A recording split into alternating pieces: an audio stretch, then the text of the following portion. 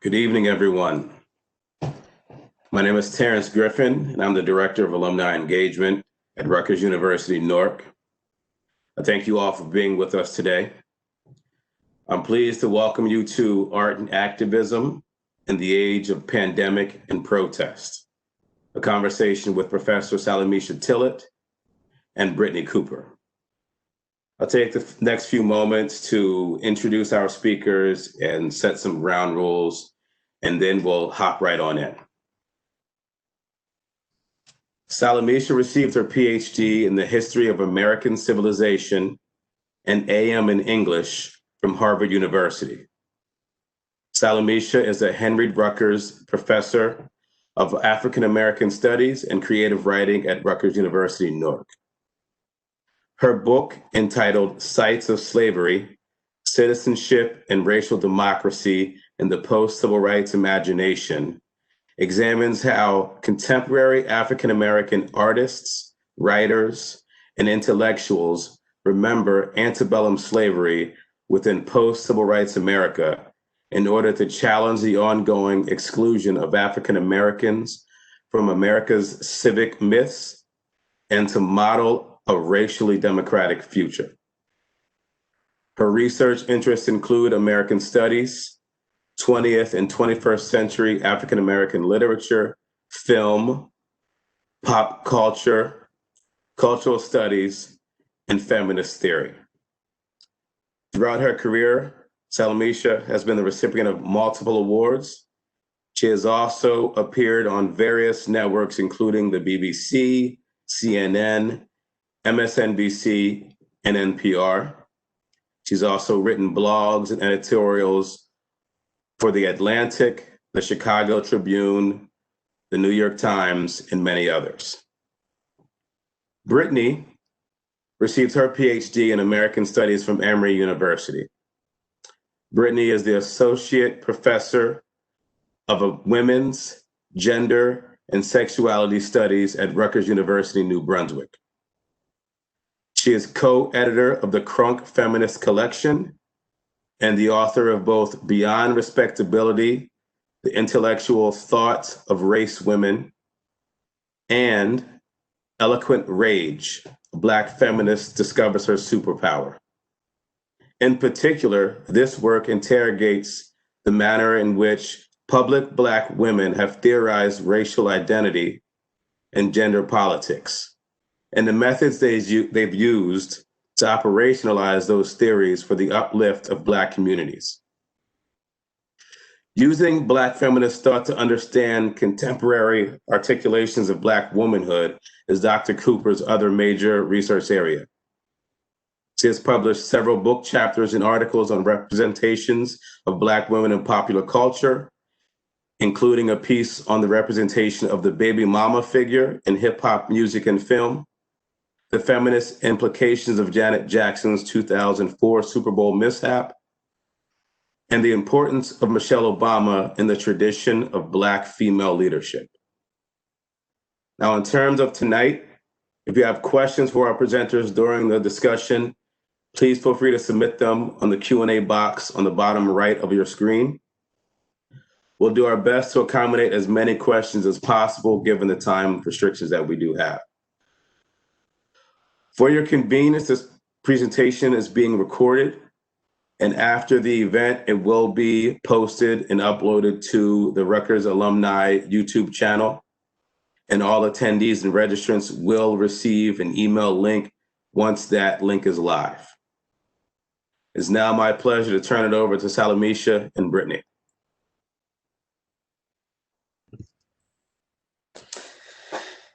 Good evening, everybody.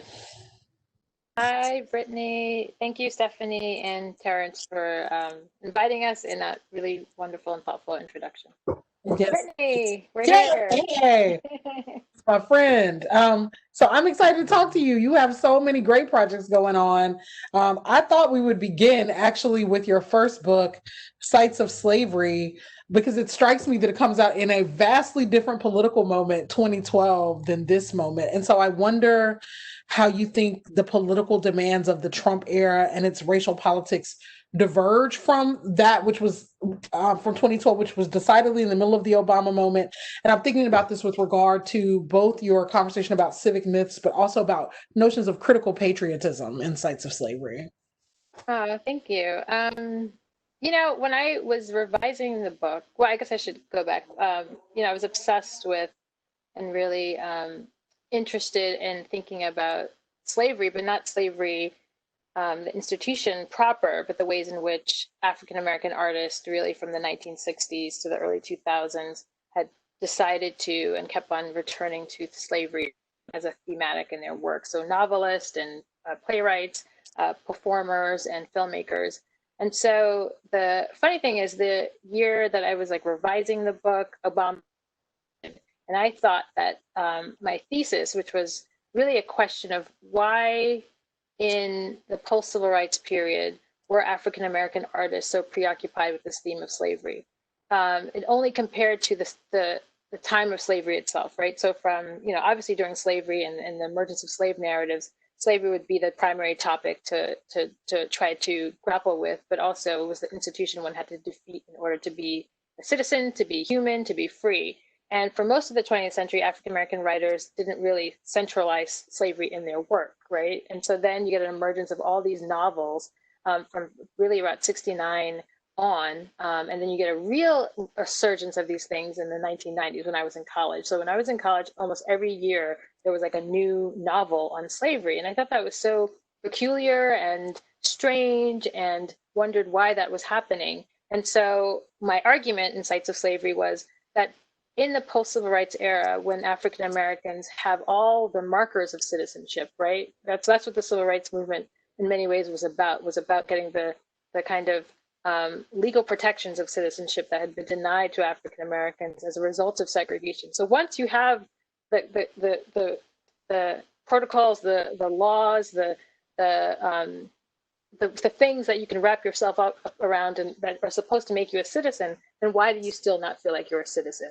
And so I talked about something, not just like the legal markers of citizenship, but citizenship is a way of feeling. It's a way of being. It's a way of understanding your relationship to the nation.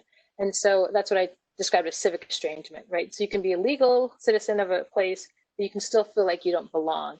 So when Obama was elected, I was like, oh my God, my book is in the past tense. We have an African-American man as the head of the country. So how much more can you be part of the national state or the nation state, with Obama's presidency?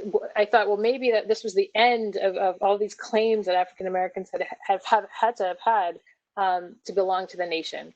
And yet that was not true. So I remember talking to my good colleague, Thaddeus, and saying, oh my God, I got to write this book in past tense. And she was really helpful in helping me understand another way of thinking about both Obama and also that he was a byproduct of these demands, not necessarily the demands of inclusion and demands of being part of the nation state, both legally but also emotionally. And yet, right as soon as Obama became president, there was a real resurgence of secessionist balls, for example, and as we are dealing with right now, the ways in which the Confederates choose were very much a contested site. They're always a contested site, but with Obama's election, now we can say this clearly, that we saw this emergence of a racial backlash, but there were these cultural indicators in which his presidency led to a kind of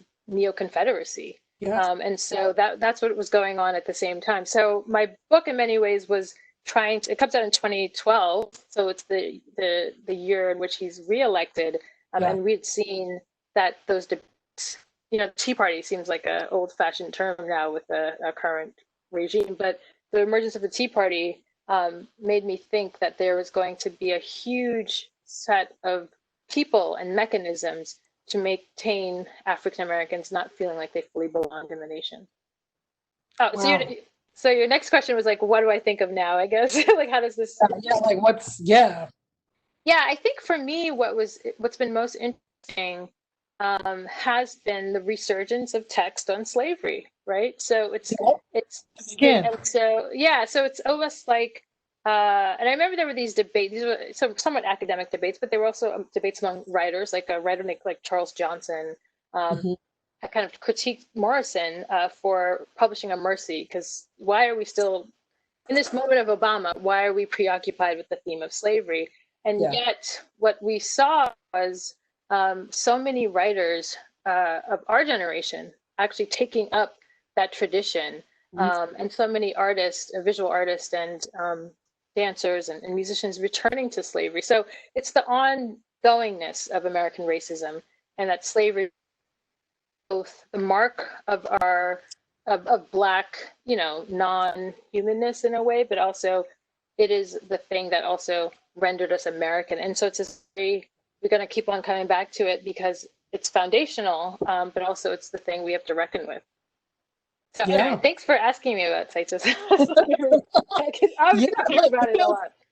Yeah, no, it feels super important in this moment, in part because, folks are in the street and they're protesting and they're knocking over Confederate statues or being very happy when the weather knocks them over. And, and so it feels to me like we're grappling with, and we also see the right deploying this discourse of patriots again. Right. Yes. And so this idea that you have about the sort of critical ways that Black folks enact that feels really relevant, in Oh this yeah, moment. so I guess that's the other part of the thesis. So I described the feeling of non-belonging, and critical patriotism, which is not a term I exclusively use. Other theorists have used it, but it's a way of thinking about. I traced it to Douglass and his speech, his Fourth of July speech, and the ways in which African Americans have, and not just African Americans, but in the case that I'm talking about, African Americans have modeled a kind of citizenship and a patriotism, in which democracy is the thing to aspire to, and the way to get there is to constantly demand, critique, engage, and organize around those institutions and those individuals that are trying to contain it, and trying not to really not to live out this democratic dream. And so, this is a long tradition. I mean, there's no shortage of people that I've written about that fit into this tradition. But I guess the most obvious one for our purposes would be Colin Kaepernick, right?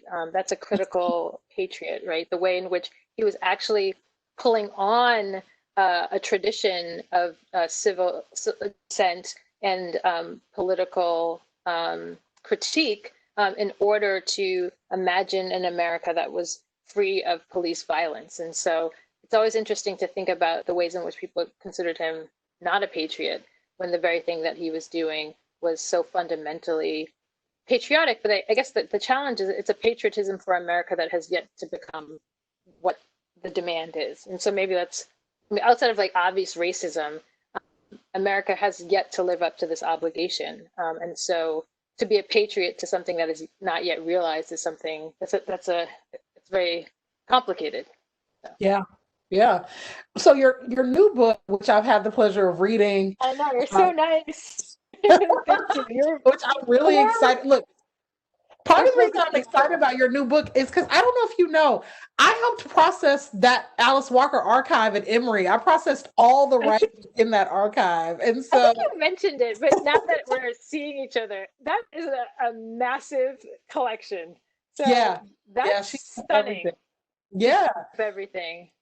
Yeah, and so I got to see the green notebook that the original draft of The Color Purple is in, which is so amazing. And so, one, I just want that, that book, because it wins the Pulitzer and then the subsequent film are both iconic. But so I wonder, one, why talk about, why do you think in this moment this is the story that we need? And two, like, can we talk about the way that The Color Purple shifted like representational possibility for Black women, because that is such a critical focus of your work and something you are quite passionate about. And it occurs to me that so much of what's possible now was made possible by that book and by that film. Yeah, there's a beautiful line at the end of my book that Beverly Guy Sheftall writes in the afterword, in which she is quoting a literary critic about Alice Walker, and Alice Walker, I'm paraphrasing, really saw the souls of Black women, or believed in the souls of Black women. And I was like, oh, that's so nice. Like, I want somebody to say that about me one day. You know, it's just because it on so many levels, it's a very such a beautiful sentiment, and it's such a beautiful practice. And so The Color Purple, you know, I'm working on this book on Nina Simone, which is the ongoing project, which I'm actually very excited about, and I'm writing, and now The Color Purple book is done, so I'm returning to Nina. And so in the process of writing this book about Nina Simone, I had the opportunity to, well, when I was imagining, researching, doing all this stuff on Nina Simone, I had the opportunity to write a book about The Color Purple, a book that has meant much to me. The story I always say is that the summer before my senior year in college, I read 3 books that changed my life. The first was Toni Morrison's The Bluest Eye. The second one was Alex Haley and Malcolm X's The Autobiography of Malcolm X. And the third was The Color Purple. And so, like, I just feel like if you ever need to understand me, those 3 books kind of give you like all the information you need. And so I read The Color Purple and was just, you know, who's not intrigued by the story of Celie and the story of the community of women and men that Celie finds herself in, and the way in which she heals. But for me in particular, I read the book and then I go to college and I'm sexually assaulted my freshman year. And so on a very fundamental level, I identified with Celie's plight. And so in some ways, on some subconscious level, I think The Color Purple has always been a model for me in terms of how I could heal. And so my story, I'm very public about it. As you know, I was sexually assaulted my freshman year of college, sexually assaulted again when I went on a study abroad program to Nairobi, Kenya.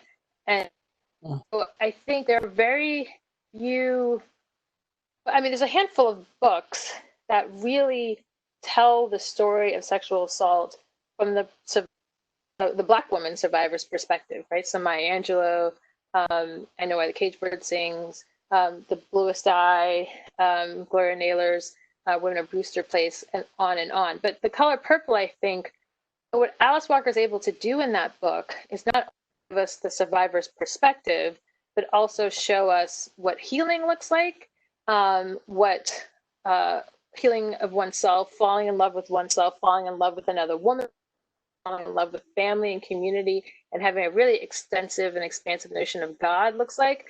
And we're in this era of Me Too. So I was able to write this book in this moment. And there's so much that we are indebted to that in some ways you would feel like the book, we can take it for granted in so many ways, because so much of what she was envisioning, whether it was around sexuality or sexual assault, are now part of our everyday discourse. And yet, to me, what still is yet to be is this figure of Mr. And so I've gone to the books, I've taught the book, I've so many different types of people, to high schoolers. In the book, I talk about teaching the book and to a group of most African-American boys at a school for adjudicated youth in Philadelphia. I've taught it to college classes. And so I always learn something about myself. I learn something about the community of students that I'm engaging. I learn something about the world. And so this time I've also been really fascinated by Mr. because, again, since we're in this moment in which we're really having complicated conversations about sexual violence and what does accountability look like, Mr. still is such an elusive figure in our real world, right? And so we rarely have yet to see anyone, at least a major public figure, go through that process of accountability, of redemption, of atonement. And so different stages of my life and in different moments of my political journey, The Color Purple, I just constantly am learning from The Color Purple. And I think that it's really interesting for us to kind of grapple with that. And then the other thing about The Color Purple, which is a theme, I think, when we talk about sites of slavery, or we talk about The Color Purple, or we talk about Nina Simone, is like, I'm obsessed with afterlives. Like, I'm obsessed with why things have a moment, and certain things keep on having moments. And those moments tell us something, like I just said, about who we are and who we want to be. And so what is The Color Purple it wasn't just a book, it was like a movie, Yeah. musical, and now there's a Yeah. musical of the movie coming, right? And so part of it's just the brilliance of her writing and her story, and there's something about it that we're just connecting to, in the same way with someone like Nina Simone or this theme of slavery. So that's kind of my, if I, it's, we write and we analyze text, and sometimes we can turn that back on ourselves. And so if I could find my own pattern, it's this interest in our lives and the political and cultural meaning of things that live beyond the moment they're supposed to in some way. Yeah, no, I mean, it's absolutely this kind of Saidiya Hartman moment, really large. And Mhm. I wanted to ask you about Me Too. I mean, you've been in the trenches as an anti-rape organizer for a really long time. You work with Black girls, survivors. You work with Black girls in Chicago. You have the nonprofit A Long Walk Home. And I wonder, like, what your hope and dream is. Like, what is your feeling about Me Too? Has it been um, do you feel like it has moved the needle? Or, do you feel like Black women and girls are finally having their say? What do you imagine? What, beyond like ending sexual violence, which is what we all want, what are the things that you want to see happen in the movement going forward? Yeah, thank you. Yeah, well, I came to the movement as a victim of sexual assault, and I stayed in the movement in order to make sure that no one else ever experienced the trauma I did. And I was also to be born into a family in which my sister Scheherazade was my sister, right? And so when I disclosed to her in 1998 that I was 1997 that I was sexually assaulted, um, Scheherazade, who is an art therapist, who's a photographer, and who's the executive director of A Long Walk Home. Back then, we were really young. We were like in our early 20s, and she asked if she could photograph my healing. And I was like, oh, well, no, I first told her we didn't know what to do. She was my first family member that I told. And then over the course of the year, she would visit me, and I was actively healing. And what's interesting is Scheherazade went to Tufts, but she spent a semester at the Mason Gross School, Oh, okay. and yeah, it's like Weird Records is always there. And she had a class with a photographer and a teacher named Steve Hart, and she took a social documentary class.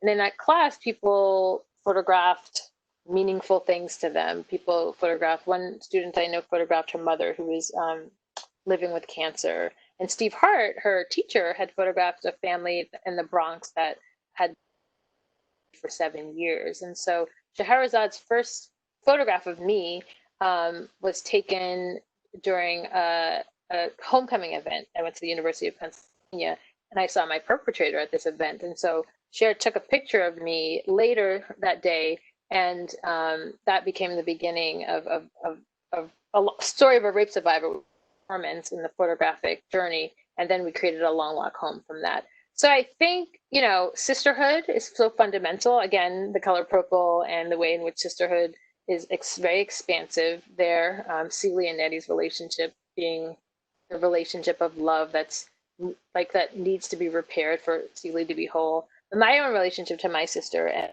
Ernie and her. So I dedicate that book to her and her compassion, but also like, what does it mean to create a movement or an organization and then a movement out of this model of sisterhood. And you and I were in a panel years ago when I think it was on Serena and Venus. Do you Oh, remember this yes. panel? That was Yeah, fun. That, exactly. It yep. was fun, and then we were talking about sisterhood as their relationship as a kind of model of a democracy, as opposed to like fraternity, like we could think of their. So sister is very important to me, and therefore I think everything kind of comes from there. My love of and for Black girls and women, my desire for their freedom or our freedom and liberation. And I also think I'm a very firm believer. I think of the Combahee River Collective Statement as a constitutional document. That, what they say there, that when those of us who are the most marginalized, the most vulnerable, are free, then it does necessitate the freedom of everyone else. When Black girls and women are free, you have to disentangle so many forms of repression at once for that to be made possible. Anyway, so I was speaking to you because you know all this stuff, but hopefully some other people. learning some new things. Well, and I was also thinking that it's such an interesting moment for Black girls in the world, right? Because, you know, when, you know, Darnella Frazier is the 17-year-old girl who taped the killing of George Floyd, right? Rachel Jontel was Trayvon Martin's 18-year-old friend who's on the phone with him and when he gets accosted. And so there's a way that Black girls are witnesses to these atrocities, but I wonder, in your work with Black girls, do you feel like that Black girls ever get to be at the center of our national conversations around these things, right? Because they're always doing critical labor to bring our attention to things, right? Or like I spent some time this summer organizing to help release Grace, a 15-year-old Black girl in Yes. Michigan, been Thank locked you. up because of not doing her homework in a pandemic, right? And so, I just wonder if we know how to talk about Black girls, and you have been so committed to that work, how can we take care of Black girls better? What can we do? Yeah, I guess I would say that what I've noticed is maybe the time gap in their invisibility and the demand for their visibility is decreasing. That's the only thing. It's not girls and Black women are being centered still. It's just that because Black women are the major organizers of both, in many ways, Me Too, but also of Black Lives Matter, that, I guess, lag or gap between remembering that we forgot about women and girls who are also being murdered and organizing around them is decreasing. And it's only because of us doing the work. It's not because there's any natural or knee-jerk desire to center Black girls and women, but I do think we're starting to remember quicker, which is a tragic reality, but also progress in some ways. And I say this because, what's happening with Taylor is really pretty, it speaks to both of these things, right? That there is still no major accountability in terms of arrest, and yet the demand for her story to be at the forefront of our consciousness is different than it was we've been organizing around at Along Walk Home around Rekia Boyd, who was also murdered in 2012 by a police officer outside in public. And a lot of the organizers in Chicago, at Long Walk Home, or Black Lives Matter Chicago, or Sada's Daughter, have really made sure that that her story was kept alive. And also her brother, Martina Sutton, really has made sure that her legacy is kept alive. But but now with Breonna, there's a lot more visibility. So I would say that most people still probably don't know Rekia Boyd's name. And then if you kind of track it, then you get to Sandra Bland, where there's an increase. And now we have Breonna Taylor. And yet that's still not enough, right? That's still not enough. And, this is not about comparing which Black death should be mourned more. Right. It's to say that Black death and Black life, all of Black life is valuable. And so I think it behooves us as a people to continue to demand for the freedom of us all. Yeah. Did I answer your question? I don't know if I answered it. Okay. So, I want to talk about art because art. Look, art and activism. Yes. So thinking about art and, first you talked about it as a mode of healing, that it was a collective thing that you did with your sister, the photographs, the performance. And so I wonder, what your models have been for the way you have merged art in your academic practice. Because I don't know if all of you know, many of you do know Salamishah, but, she is a badass and one of the most cool and interesting and insightful academics that I know. I remember when you presented on that Nina Simone work, when we first met, almost 10 years ago now, weirdly enough. And, everybody in the room was just jaws dropped because the performance was just so amazing. Literally the conceptual richness of your work. And so you have managed to merge a level of very high academic rigor with a commitment to accessible writing and to artistic practice as a critical part of your practice. And did you have models for that or people who inspired that for you? Yeah, thank you. You're so nice. I was trying to think of when we first met, and so it's Oh, because yeah, you've like it's the intellectual history conference at Columbia. okay, so that's what I thought. But you know, I'd known you. I mean, your digital media presence was so strong then. Your game was so tight then that I thought I knew you before that because I was like, but that couldn't be it because we connect easily and so quickly. Yeah, Yeah. which is another way of saying that like your spirit as a Black feminist is so good. You know, there lots of people have different labels, but every once in a while there are people who live and breathe the practice, and I mean that as like the highest compliment to say that you live and practice Black feminism. And so, yeah, when we met, I thought we met before that, so that's so interesting. But and yeah, look where we are now. And your books, you were presenting your first book as well, so it's so exciting Yeah. that we're here. So good. So yeah, art. So I grew up in a house. My mother is a jazz musician, and so I grew Okay. up with like an active soundtrack. My mother's from Newark, which where I work and I live in now, which is also a very rich artistic and activist city, or artist activist city.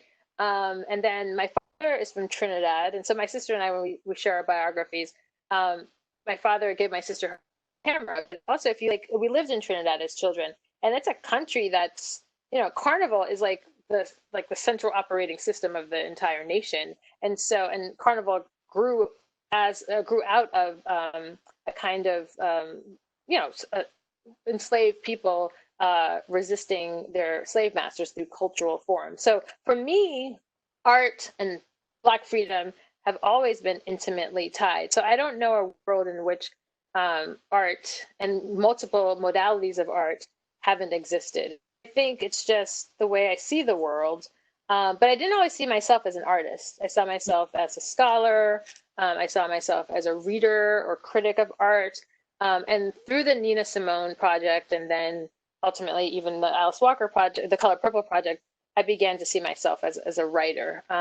And so I think for me, I've been really interested in the way in which artistic practices do so much political, right? So not only do they like change people's consciousness, like they can help you see someone, you know, if you never met a Black person and you watch a variety of, you know, shows with Black people, it may change your relationship temporarily. I don't know if it's going to do a long term, but it may change your understanding of what Black life could be. Or it can demonize Black people to the point where it only reaffirms your stereotypes. But culture has, so that's just on a consciousness level. And then I've always been interested in how art can organize and mobilize people. And so because of the Nina Simone project, I really had to understand the way in which art functioned during the civil rights movement. And so the SNCC used photography and the freedom songs to galvanize and to resist and to recruit and to create empathy. And so it's just a really important and highly underestimated tool of political mobilization. So it's consciousness raising. It mobilizes people, and then it also can imagine the world, like I was talking about before when I was talking about critical patriotism. It can imagine the world that we have yet to create. And so only the artists that do that. The legislators tend to have to catch up, or the policymakers have to catch up to the artist. And so why not follow those who have already imagined something so much more beautiful than what we know, and try to create what they see as our reality. And so I guess, I don't know. I mean, I think that's just amazing that like there are multiple forms that can do that and can achieve that. And, you know, as a reader and as an African American, I'm half Trinidadian, half African American, but as an African American, just to know that the slave narratives are our tradition, and right, and the ways in which enslaved people wrote their way or tried to write their way out of slavery, but not just themselves, but millions of their sisters and brothers out of slavery. I mean, that's our inheritance. And so we can think about the slave narratives as a political treatise, and you can also think about them as artistic text. And so they are both. And so I think those are examples for me of the way the art kind of gives us. And so now here at Rutgers Newark, and literally I'm in Express Newark, which is a center for socially engaged art here at Rutgers and in Newark. It's pretty exciting to be able to really kind of institutionalize this work. I've done it with A Long Walk Home, and now I'm doing it here at Rutgers itself. And then as a critic, I'm just obsessed with, I just like writing about art. I love trying to understand and explain and interpret and teach people maybe how you can read something that you are unfamiliar with or you may have missed. So. No, I mean, we so need, we need art and creativity and just a different mode of being in this moment where everything feels apocalyptic and terrible, frankly. And so, we need kind of artistic imagination to imagine what the world will be after this one swiftly, it feels like, passes away. One of the things that you write a lot about and that you seem really excited about is like what's happening with Black women in representation. And so as I was looking back over your catalog of writing, you get to interview the coolest people. You've interviewed Oprah, Shonda Rhimes, like you interview and talk to so many people, but you also, so one, you have this commitment in your praxis, I think, as a Black feminist scholar and creative, to centering Black women's cultural production, which is super interesting in a moment when there seems to be some like debate about whether representation matters now. Like there's like people seem to really be struggling with whether representation matters. And then I go back and I read your work over and over again, and I'm like, of course it matters. We are just now starting to get some representations that are complex and wonderful in a massive scale. And so, like, what excites you about Black women's cultural production right now? There's so much good stuff going on. What do you see, and what gives you joy? Yeah. Well, I forgot to answer the question of model, so I will do that quickly and then get to this one. That was my bad. Well, you're obviously a model for me. I was fortunate to be an undergrad and have Farah Jasmine Griffin as a professor of mine at the University of Pennsylvania. And I remember being in a talk, I was a senior, and Mathieu Diawara, the professor from NYU, was presenting a film that he did. And Farah had asked, and I was also in a class with her that semester, a class that when she was writing her Billie Holiday book, which also gave me permission to write a book about Nina Simone. And Farah asked a question that was it was like very lucid. Like you could understand her question. Mm-hmm. And I thought, well, wow, like, because, the academic performance is is very obtuse. Yeah. Like the more people you cite, the more brilliant you are. And I was like, wow, like it just floored me and it relieved me to be able to see someone who everyone respected. No one thought her question was like silly or simple, but the way in which she was able to say it with such confidence and clarity was like, I was able to exhale.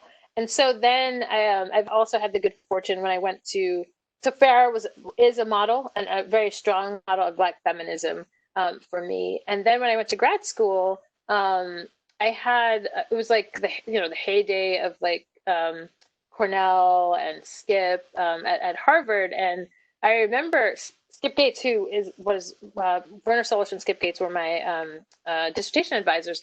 And I remember Skip at one point, because he started doing his films and his TV shows. This was when he first started doing this series at PBS. And despite the fact that he had Signifying Monkey, which is a tome for us literary critics, by the time that I met him, he was really talking about a language that was accessible to multiple audiences. So then Cornell obviously had already been renowned for doing that. So then I was at Harvard and I was like, oh, okay. So this is the of the Black public intellectual. And then when I went to Penn, and Michael Eric Dyson was there, and so he was another figure.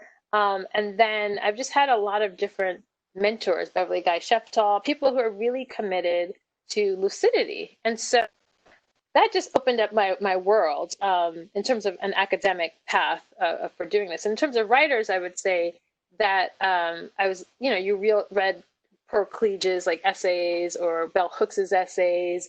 That kind of gave me permission to think about the essay in those ways of the personal political essay. And then, of course, Baldwin and Lord and Alice Walker.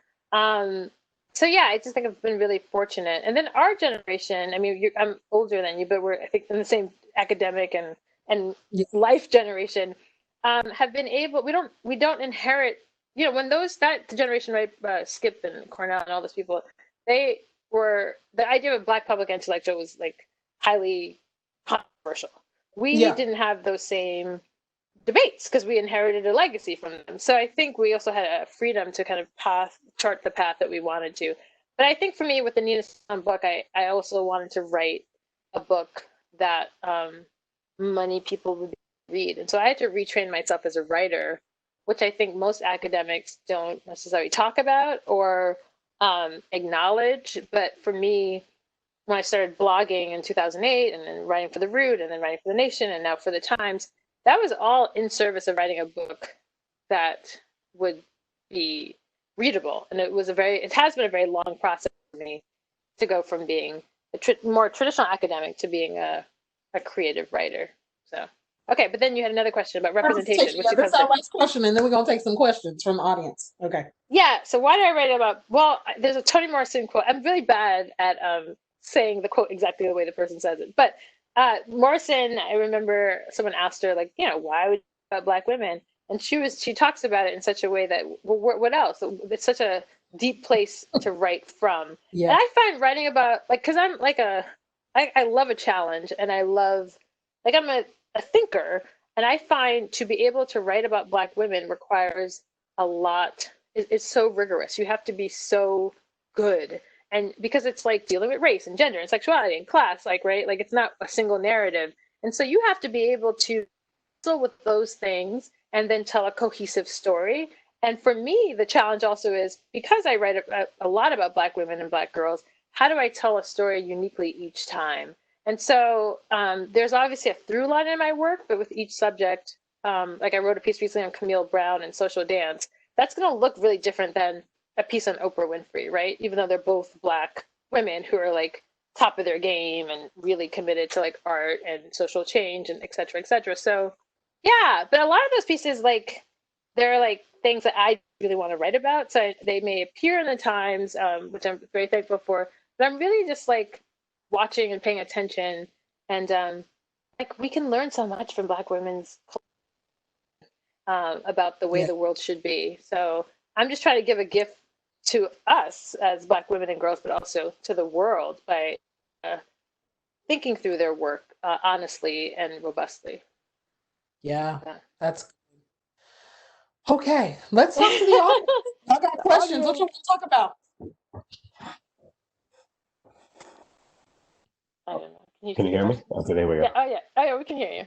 Great, great. So there are a few that were sent before, and then there are a few that were sent during.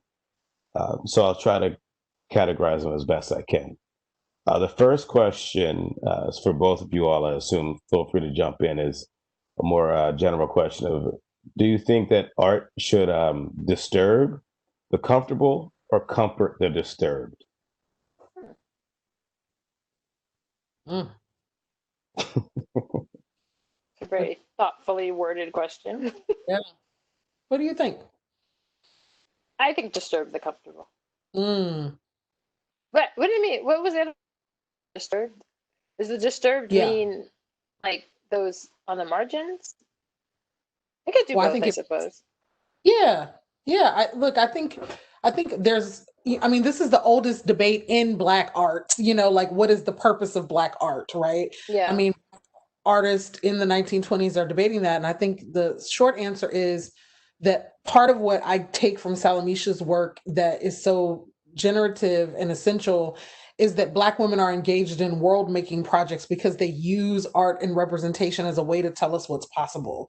And so I'm less interested in whether it's being comforting or disturbing, and more interested in what kind of worlds does Black art tell us could be possible, right? And so I think that that is going to be disturbing to people who are comfortable in social positions of privilege, and I think that it's going to be comforting, it might not even be comforting to people who have been disturbed or mistreated by these systems, but I think it can be inspiring, or that it can be grounding, or that it can just simply be a reminder that this is not all there is.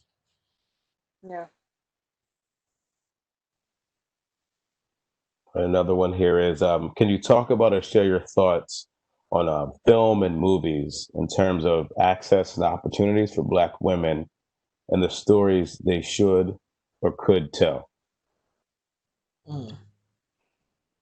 Yeah. Well, there's a really great film festival going on right now called the by the New Negress Society, the film.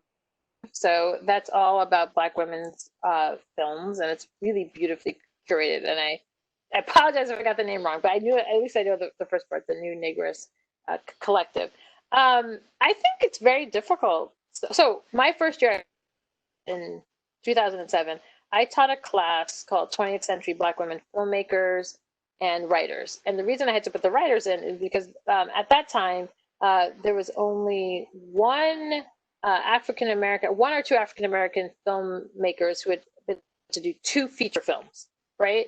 And so, of course, now we're in a different era in which there are people who've been able to do multiple films, and yet there's still so few Black women who are able to make a feature film. So we have progress, but it's very much a white man's medium, right? In a different way than poetry is, or writing, or maybe other art forms. Film is very much an expensive form. To have a studio film requires so many mechanisms to be in your favor, and so many people to greenlight your project. So I think Black women are still, while much has been moved and much has been made, it's still incredibly difficult for Black women to make a major Hollywood film. Now, as a result, though, we do see Black women making really dynamic and innovative short films, and sometimes longer feature films. I'm doing a piece right now on this. There's a short film on Netflix called Love Song for Latasha. It's a gorgeous experimental documentary on Latasha Harlins, teenage girl who was shot to death in a grocery store in Los Angeles right before Rodney King by a Korean grocer. And it was if we go back in time, this is the thing we were talking about earlier with like Rekia Boyd, there was a lot of anger and animosity around her murder that was also swallowed up in the rebellion in LA regarding the Rodney King verdict, or the verdict, the LAPD officers who were acquitted after beating Rodney King.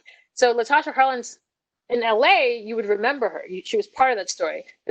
Historical consciousness, she's been written out of it. And so this is a beautiful film about Black girlhood, but it's also a really important, just experimental documentary. And so I'm giving like lots of love right now, but I think everyone should see it, and it's coming out, I think, next week or whatever. So, so that's where we are. We're Black women are able to make films, shorter films, but I would love to see experimental long films and also major Hollywood studio productions. That's still to really happen. Did I take up all the? Was that an answer? Okay. No, that was good. We've got a few more moments, so we're going to do 2 more questions here. One here is, given your journey towards public, critical, and artistic practice, how might we reimagine graduate studies and undergraduate programs focused on Black literary and cultural studies? What role could those programs play in art and justice work? Great. You can hand it to you. Okay, well, they ask you, but Okay, no. Yeah. I'm sure you have lots of thoughts on this. I'll just offer that what I'm doing in my graduate seminar this semester is I'm asking my students to actually write op-eds and think pieces each week as the response to the text, with a very specific mandate to translate their academies into, to imagine who their audience would be as someone other than other academics, and then to translate the most critical parts of the argument they want to make for a broader audience. And so really trying to train them to think and write differently, with the assumption that they want to actually build audiences beyond the academy. No, it's a great. Here, there was a course. I teach in the creative writing department in AFDAM, but there's a course that we teach here. PhD students, like writing for the public or public writing, and I was like, oh man, I wish I took that course. That course didn't exist when I was in grad school, but I would have loved to have taken a course like that. So yeah, I think that Brittney just gave a really wonderful example of the way in which how do you imagine multiple audiences and multiple publics at once? And not every academic necessarily wants to do that. But what I would say is that as someone who does that work, I love the fact that I've been trained as an academic because I think you and I have this arsenal of information. We know how to access the archive. We know where to get, academics write about everything, like all the time in such depth. And so for me, as someone who moves in and out of those spaces, not only am I committed to showcasing the way that academic scholars are engaging these kind of broad topics, but also there's just the just so good that it just makes our work better as well. So that's a great question. Yeah, also encourage your students to be scholars first. The lure of the public is so interesting, but what I hear Salamishah saying is this thing about the need to have critical rigor and depth, and very often they want to skip over the kind of deep depth that scholarship requires in order to get to some of the kind of public carrots. And those things are more immediately rewarding. But then, you want to be able to have some gravitas to the things you say. You want to be able to back up the stuff that you're writing and talking about, and that's the role of the scholar. So don't diminish the scholarly piece for the public piece. They really do go hand in hand. Yeah, or don't want to be a celebrity at the expense. Talk about it. I don't know. I don't know. I'm sure we're massive. People accuse us of all sorts of stuff, but I do think that. Yeah, that's a different conversation. People do. People are seeing this. Look, it is one of my biggest rants. People are seeing the public stuff as a pathway to fame. Oh, I could be on television. Oh, I can whatever. And it's like all that stuff is cool. Me and you used to love to do MHP shows. A lot of fun. It's good. Cool. Yeah. But it's but at the end of the day, both of us are nerds. You are a scholar, and from that grows all of this other work. And so many folks are just I just want to be a celebrity and I want Twitter followers. And it's I think that we have not trained our students well if that is what they think this enterprise is. So, yeah. Yeah. We haven't trained them as well as we've been trained, I guess. About it. All right, very last one. Who are some of the young Black artists who are most important to you right now? You named some folks, but we never got anything from you, Brittney. Whose art do I like? In visual art, I'm an Ava DuVernay stan, have been since our very first indie film. I like what Issa Rae is doing. I'm very interested in her journey because I've been down with her since Awkward Black Girl.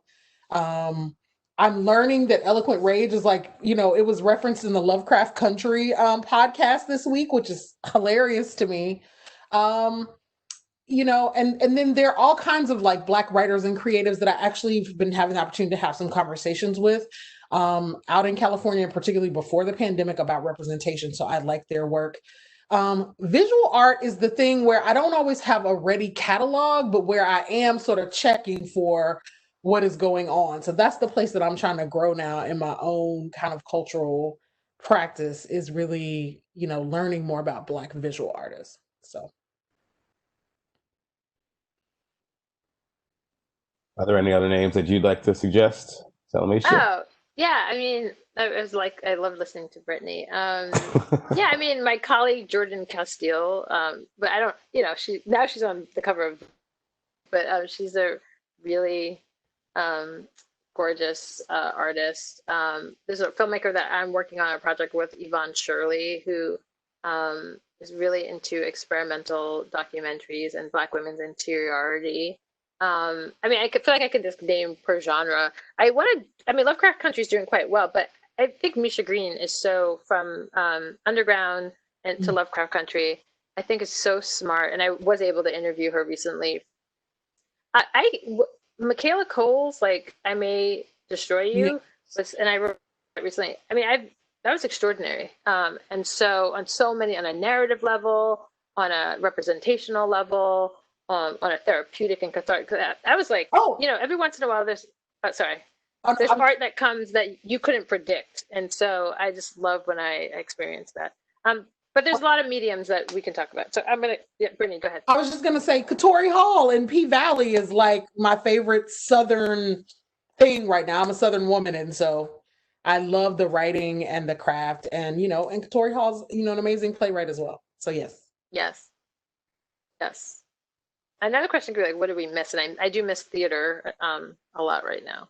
And the museums are open, but those were the two, like going to shows and going to plays, really at the beginning of the pandemic. I mean, amongst all the hardness, but something I miss about being in those spaces was very difficult. Yeah. Two very brief clarification questions. So earlier in the conversation, you were talking about an art therapist. There was just a question if you could repeat their name. Oh, your sister. Oh, yeah, my sister, Scheherazade, Scheherazade Tillet, and she's the executive director of A Long Walk Home, which is a organization that uses art to empower young people to end violence against girls and women, that we've co-founded together. Thank you. And the second question was about the collective that you mentioned earlier. The full name of it, was it the Negress? Okay, I gotta find it right now. I wish I had my New Negress.